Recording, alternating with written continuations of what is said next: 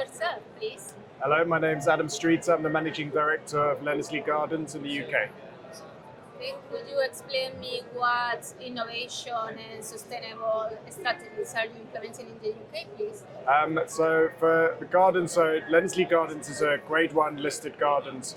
So first and foremost, our project was a restoration project. So we were people that had to come along and rescue the gardens from a long period of neglect.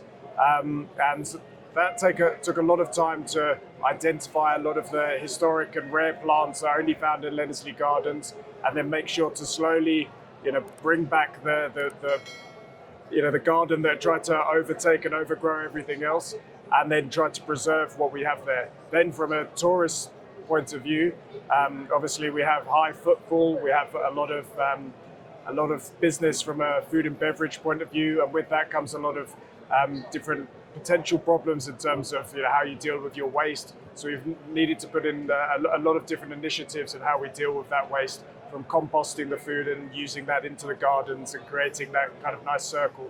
That actually led so we have a Michelin-star restaurant on the gardens, on the estate, and that led to us getting a Michelin Green Star 2 years ago as well. And can you speak about the differences, about the innovation strategies that you are implementing in both in South Africa and in the UK, the main differences, or the different perspective of goals that you have in each country? Yeah, I mean, I think essentially it's the same goal, because obviously what we both share at the different estates in South Africa and in England is that you're taking these natural beauties and now you're bringing tourism there, and you're bringing people, and ultimately what we need to be doing is making sure that it's not only left the same as but even better if possible. So we put a lot of work into making sure that we can do that as much as possible. So maybe at Leonardslee, for example, we do different things as we have a large team of volunteers as well.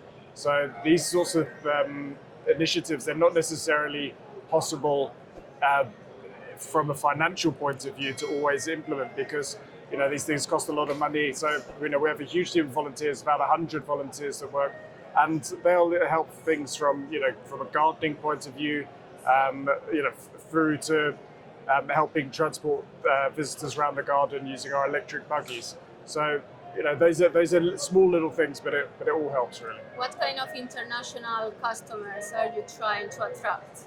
I think probably the biggest sort of international market comes from Europe.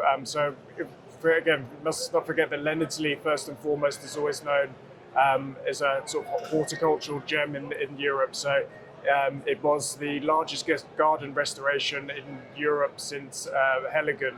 So we have a lot of people that come to visit the garden to see what it's like. So we get a lot of people that come from the Netherlands, from Germany, from Austria, and we'll have coaches that come for maybe 3-4 day trips to come and visit and see that side of things. But now we're also starting to get that sort of tourism that's more interested in the wine and the food focus of things. So they want to come to experience the wine tastings, they want to come to experience the Michelin-star dining, and they want to stay in luxury. So we have quite big differences between the different people we attract.